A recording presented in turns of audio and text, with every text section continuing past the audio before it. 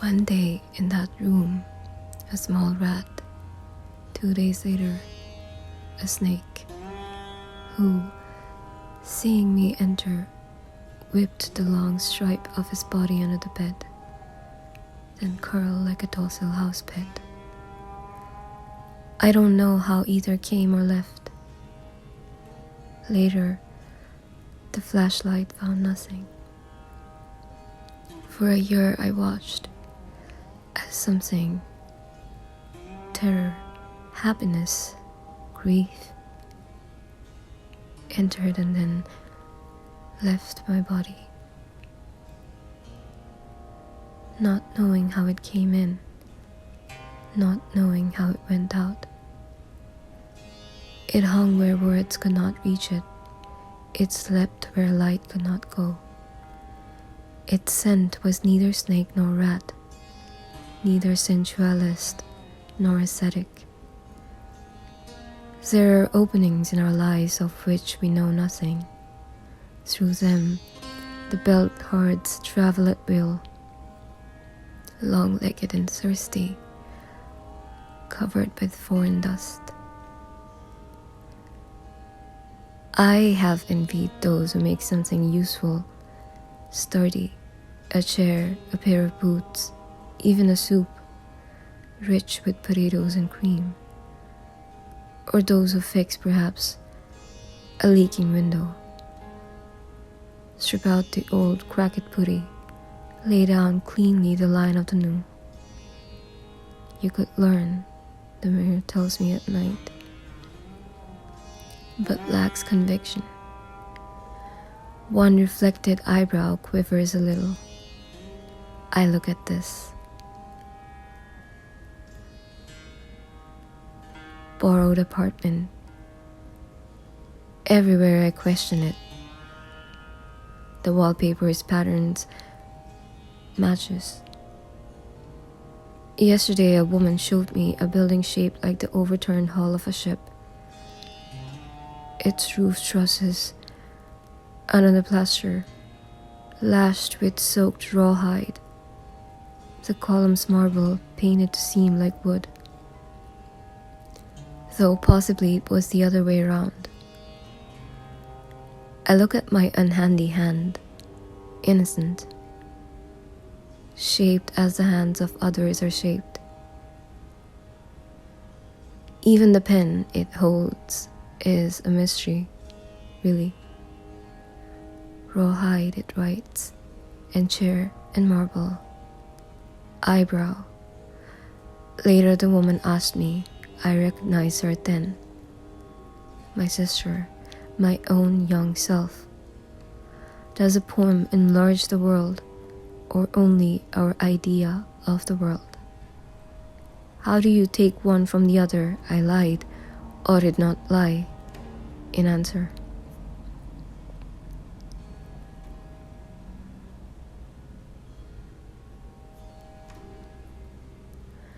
For 2 years it lay almost unentered, almost unoccupied, except for an insect hatch of empty cartons.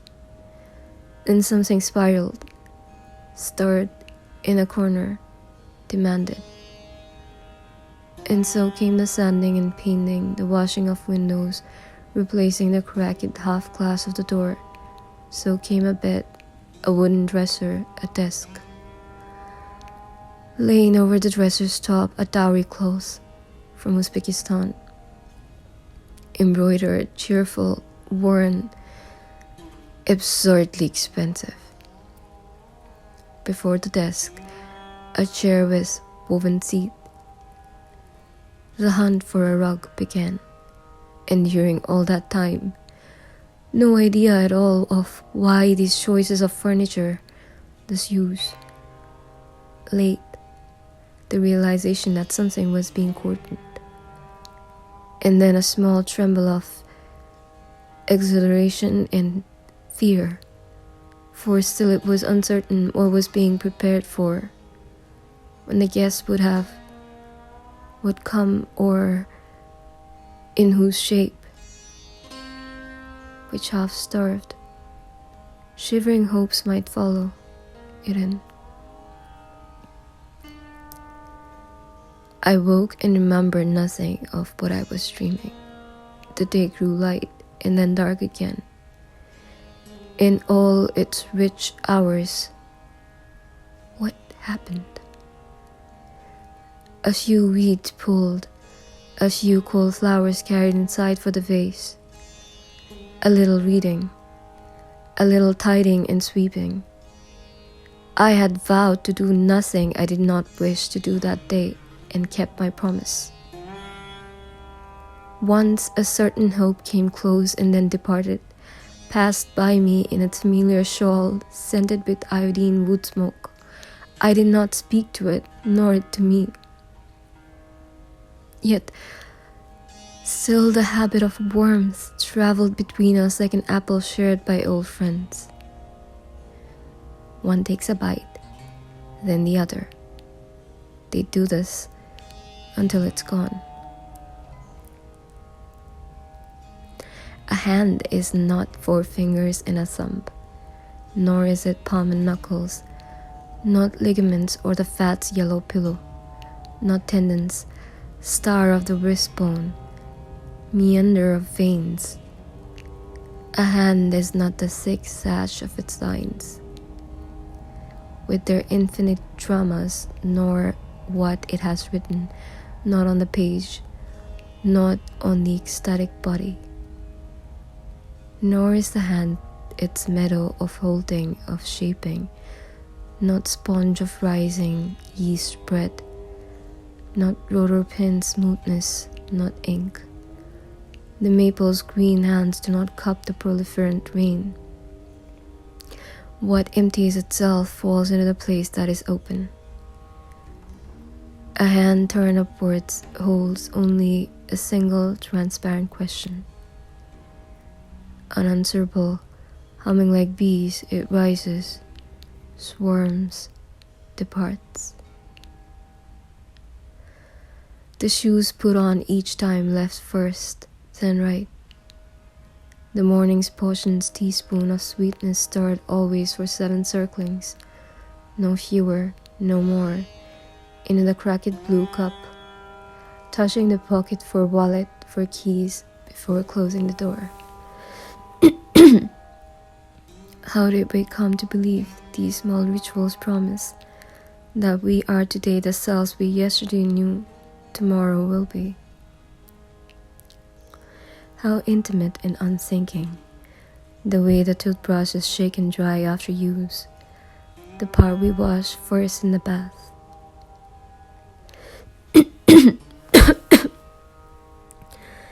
Which habits we learn from others in which are ours alone we may never know. Unbearable to acknowledge how much they are themselves our fated life. Open the traveling suitcase. There the beloved red sweater, bright tangle of necklace, earrings of amber, each confirming, I choose these. But habit is different, it chooses. And we, its good horse, opening our mouths at even the sight of the bit.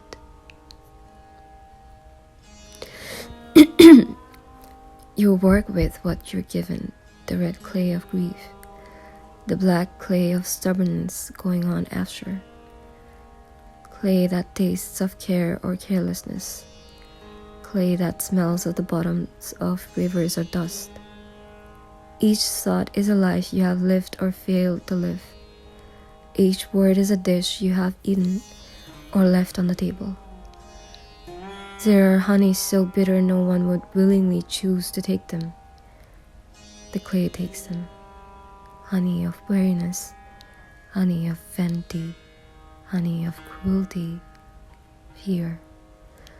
This Rebus, slip and stubbornness, bottom of river, my own consumed life, when will I learn to read it? Plainly, slowly, uncolored by hope or desire, not to understand it, only to see. As water given sugar sweetens, given salt grows salty, We become our choices. Each yes, each no continues this one a letter, that one an anvil or cup. The latter leans into its darkness, the anvil leans into its silence. The cup sits empty. How can I answer this question the clay has asked?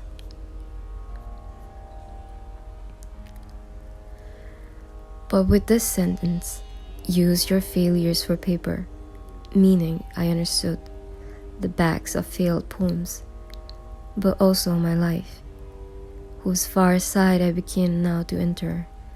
A book imprinted without seeming reason, each blank day bearing on its reverse, in random order, the mad set type of another. December 12, 1960, April 4, 1981, 13th of August, 1974. Certain words bleed through to the unwritten pages. To call his memory offers no solace. Even in sleep, the heavy millstones turning. I do not know where the words come from, what the millstones, where the turning may lead. I, a woman, 45, beginning to gray at the temples, putting pages of ruined paper into a basket, pulling them out again. Each pebble in this world keeps its own counsel. Certain words, these for instance, may be keeping a pronoun hidden. Perhaps the lover's you, or the solipsist's sigh, perhaps the philosopher's willowy it. The concealment plainly delights. Even a desk will gather its clutch of secret half-crumpled papers, eased slowly over years behind the backs of drawers, olives adrift in the altering brine bath, etch onto their innermost pits a few furrowed salts that will never be found by the tongue. Yet even with so much withheld, so much unspoken, potatoes are cooked with butter and parsley, and buttons affixed to their sweater. Invited guests arrive, then dutifully leave. And this poem, afterward, washes its breast with soap and trembling hands, disguising nothing. There are times I feel myself cow stripped of her leather, the hide going on without me, flensed, vat dipped, bidden to pliable smoothness. What remains awkward, vaguely aware that something is missing, but what? Continues its looking outward, evenly breathes. Sunlight, wind, the black inquiring noses of others, sharp now as the knife. Muscled, unjacketed egg, impossible butcher's diagram walking, beginning to grace.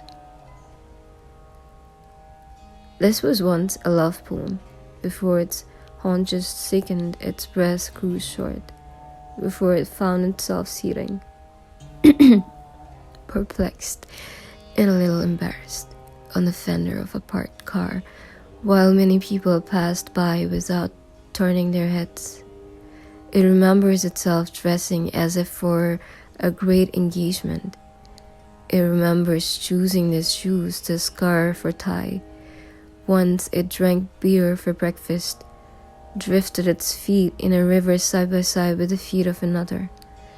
Once it pretended shyness and grew truly shy, dropping its head so the hair would fall forward, so the eyes would not be seen. It spoke with passion of history, of art. It was lovely then, this poem. Under its chin, no fold of skin softened. Behind the knees, no pad of yellow fat. What it knew in the morning, it still believed in nightfall. As conjured confidence lifted its eyebrows, its cheeks, the longing has not diminished.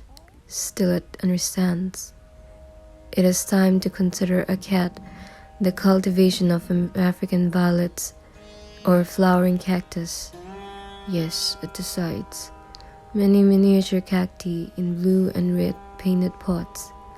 When it finds itself disquieted by the pure and unfamiliar silence of its new life, it will touch them one then another with a single finger outstretched like a tiny flame. What will become of these my many lives, abandoned each morning abruptly to their own fates?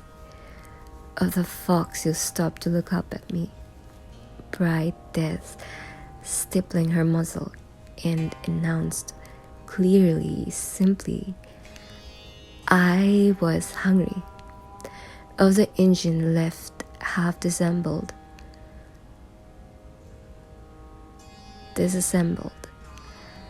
the unmendable roof leaks, the waiting packed bags, cloud bellies of horses drinking at sunset, fierce embraces remembered half a day, if at all.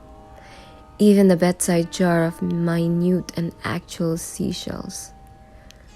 Wavers and sins, though each was lifted, chosen, I no longer recall whether in joy or distraction, in foreknowledge or false belief.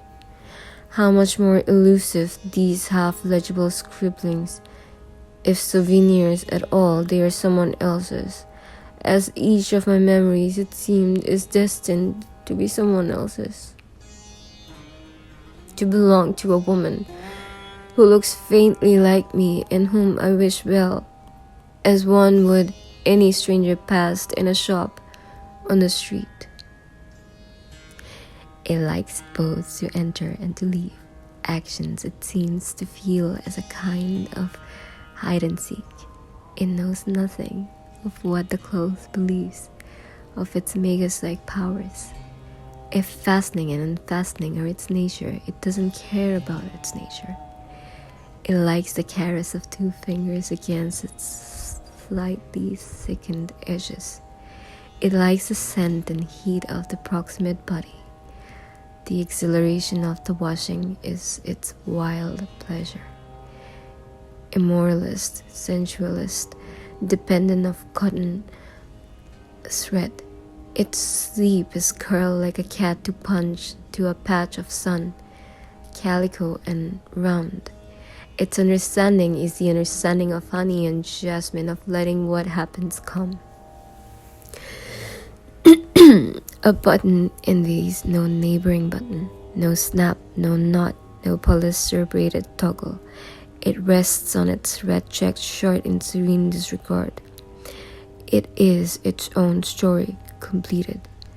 Brevity and longevity mean nothing to a button carved of foreign, nor do old dreams of passion disturb it, though once it wandered the 10,000 grasses with the musk fragrance caught in its nostrils.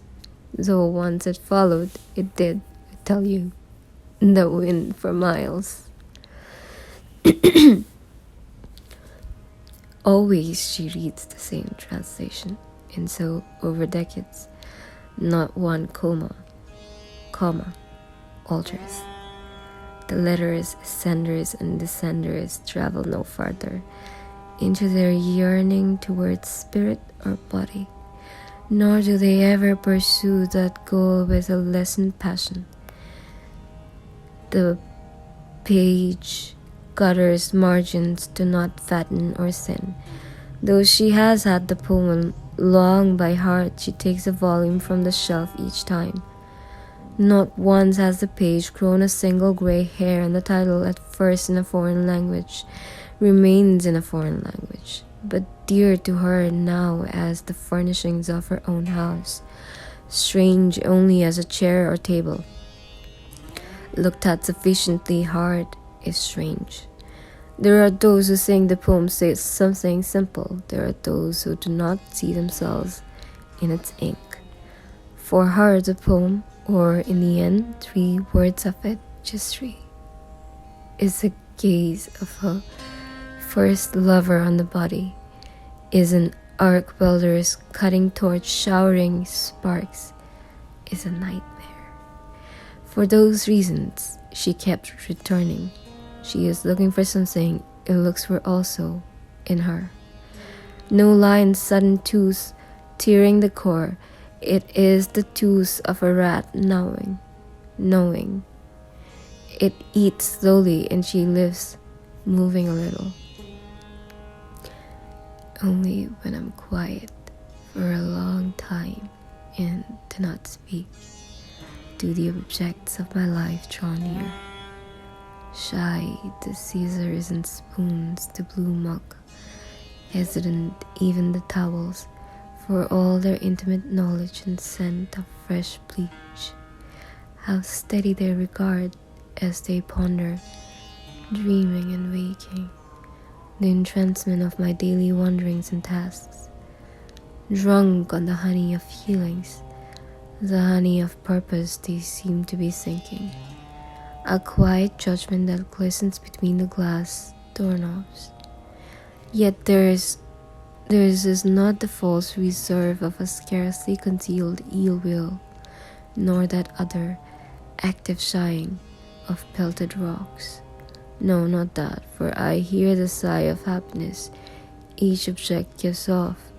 If I glimpse for even an instant the actual instant, as if they believed it possible, I might join their circle of simple, passionate thusness, their hidden rituals of lack and solitude, the joyous gap in them where appears in us the pronoun I. Here is a soul accepting nothing, obstinate as a small child, refusing tapioca, peaches, toast. The cheeks are streaked but dried, the mouth is firmly closed in both directions. Ask, if you like, if it is merely sulking or holding out for better. The soup grows cold in the question, the ice cream pools in its dishes. Not this is all it knows, not this, as certain cut flowers refuse to drink in the vase, and the heart from its great distance watches, helpless. I haven't yet found the pronoun through which to touch it directly. You may feel differently. You may think you can simply reach through all the way with your hand, like petting the shoulder of an old dog who, when she can no longer stand, lies on her bed, watching her kingdom arriving and leaving, until at last it only departs. We want our lives and deaths to be like that, something formal, a kingdom, filled with the sense of manyness of existence. As the French say, foul to that which cannot yet be made familiar. They do this less and less these days, it seems. I have been wondering why there is no name for the part of poetry's music which is not rhythmic. It is single to say meter, drumbeat, stress. But what is the other half called? Prosody, sound, melopia. Each covers both. Rhyme is merely a fraction, assonance, consonants, tune mean only themselves. Perhaps it is like the problem of horse and rider. Easy to have a horse with no rider. Impossible to have a rider without grazing somewhere nearby a horse. Time exists without the scented muscular body traveling through it, but no planet, parrotic, leopard lives free of time. Even the purest singing signals immaculate conception within an imagination schooled by passage. And so that part of poetry's music made by the untempered mouth, breath, and throat remains, without the measuring hoofbeat, uncapturable silence, a mockingbird song heard in a mirror, the shadow a dog's night barking leaves in the dark. All evening, each time I started to say it, something would interrupt. It was not a thought so very large it could in fact have slipped through my window, cracked open a bit for air. Yet each time I started to say it at that table, someone else would speak. and the moment would pass. After the 5th time this happened, I began to be amused. Runt of the litter, I thought, unable to get to the tit. Then suddenly wanted to lift it up, to feed it an eyedropper's measure of mare's milk, some warm sugar water, a little colostrum of badger. It suddenly seemed to me the kind of thought not large on which a life might turn.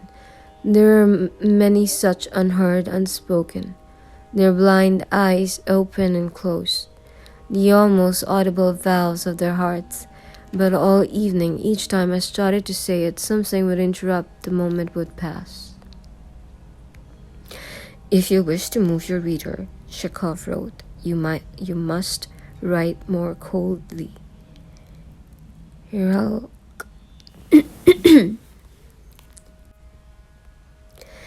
If you wish to move your reader.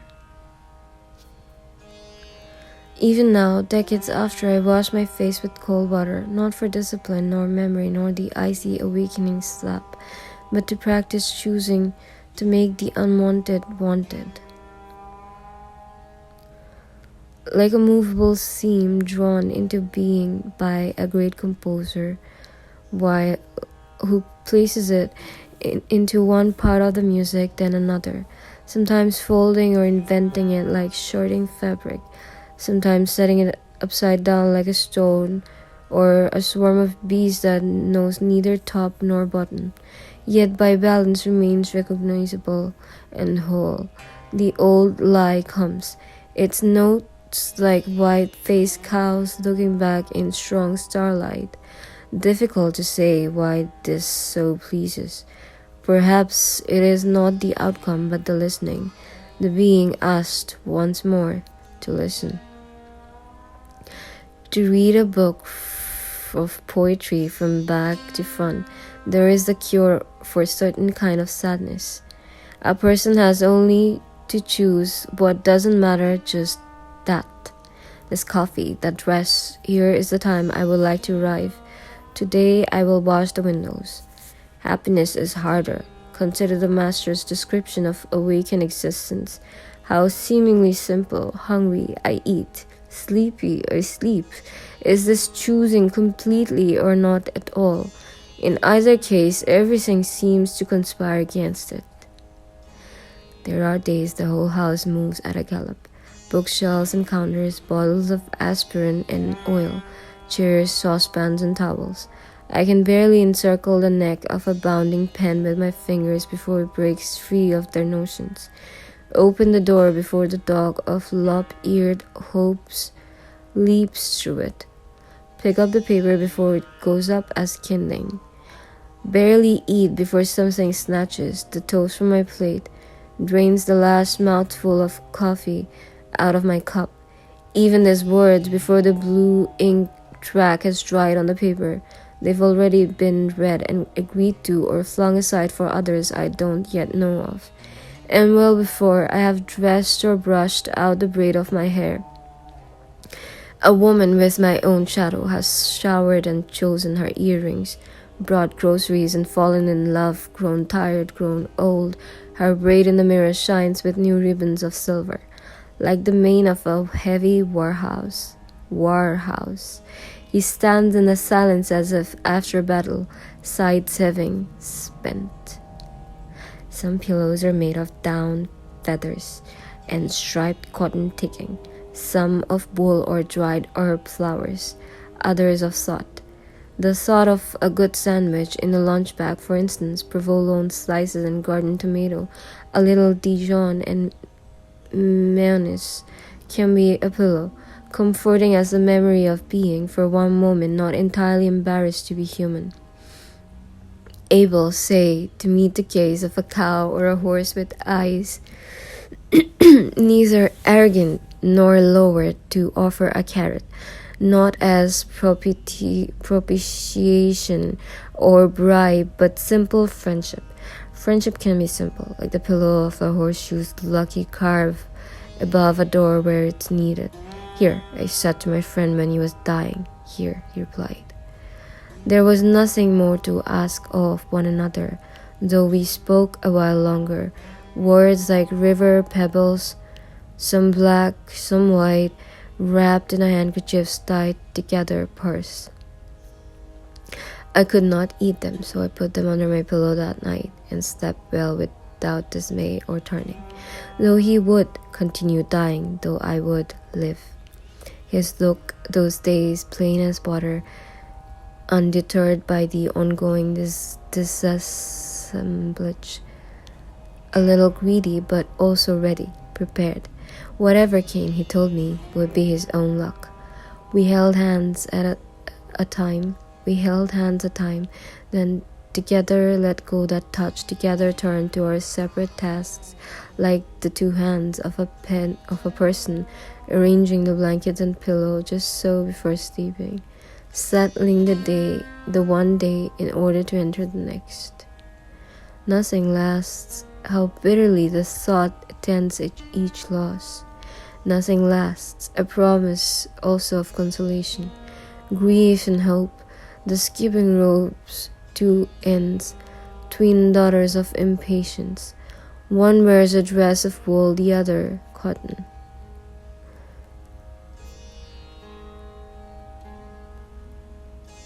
Great powers once raged through your body, waking and sleeping. What remains? A few words, your own or others, a freshened affection for silence and rest, but also for lightning and wind, familiar to you now as your own coat or shoes.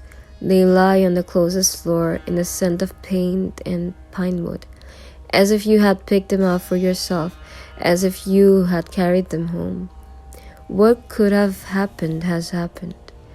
The sentence repeating itself in your ear, as a pear repeats itself each time a little altered, on every branch of the tree. Chair, table, dishcloth, bowl, each thing under your hand or your eyes, you regard now as ally, as friend. And yet these hard-won composure feels already a little simple, a little meek, like a painting of yellow houses or fields, before the narrow slashes of red have been riveted in. A person tired from happiness grows sober. Another, worn through by sadness, stumbles into a kind of joy.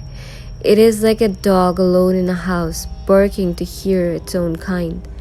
Nothing needs to be added, yet we do.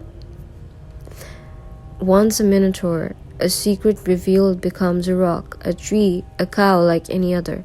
Only the one who once held it, seeing it thus diminished, strokes the rough bark or small ears, leans against the silent cold surface with sorrow, remembers in its former fearsome glory. A man tips back his chair all evening. Years later, the ladder of small indentations still marks the floor, walking across it, then stopping. Rarely are what is spoken and what is meant the same. Mostly the mouth says one thing, the thighs and the knees say another, the floor hears a third. Yet within us, objects and longings are not different. They twist on the stem of the heart like ripening grapes. In the dream, some believe everything matters equally. The protagonist who sits at the table, no more or less the dreamer's necessity than the table, or the small spoons he finds at rest in her left hand, the clink of soup spoons starred against soup bowl, no more nourishing or less nourishing than red soup. In the dream, the ears drink and drink, how thirsty they must have been for that sound. The legs of the table drink too, like lapping panthers, 4 of them gathered companionably around the legs of the woman holding the spoon, as of a sudden pure democracy or a painter's impeccable kingdom, as of the chorus re-entering after the aria's close, or a blue window opening out of a pale orange wall, as if a durable assuaging, as if the cell in the breast and not the breast or if the breast in that alone and not the woman. Though all things in the dream be equal, not the woman, neither the one who eats and listens, nor she mercifully these minutes longer dreaming. I never knew when he would come, my friend said of her lover, though often it was late in the afternoon. Behind her back the first plum blossoms hand started to open, few as the stars that saw the earliest dusk. Finally, weeks would go by, then months, she added, but I always let him in. It made me strong, you see, the gradual going without him. I think it taught me a kind of surrender, though of course I hated it too. Why he would appear or stay away she never fathomed. I couldn't ask, and that also seemed only good. A small bird fluttered silent behind her left shoulder, then settled on some hidden branch. Do you ask where the weather why it comes or goes? She was lovely, my friend. Even the gray of her hair was lovely.